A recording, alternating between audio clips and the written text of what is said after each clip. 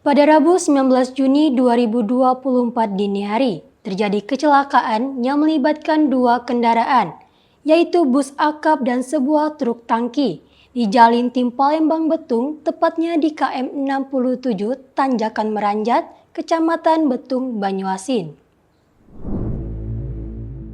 Akibat dari kecelakaan tersebut, kedua kendaraan mengalami kerusakan berat.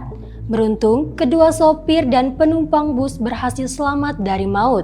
Tidak ada korban jiwa dalam peristiwa ini, namun kedua sopir sempat menerima perawatan medis sebelum diperbolehkan pulang karena tidak mengalami luka serius. Bus akap yang dikemudikan oleh Syafrinaldi, warga Padang, berusaha menyalip kendaraan lain dengan mengambil jalur berlawanan.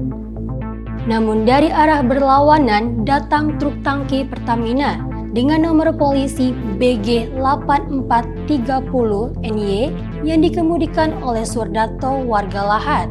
Akibat jarak yang terlalu dekat, tabrakan antara kedua kendaraan tak bisa dihindari. Kasat Lantas Polres Banyuasin, AKP Bambang Wiono, mengatakan bahwa pihaknya sudah mendatangi lokasi kejadian untuk melakukan evakuasi dan mengatasi kemacetan yang terjadi.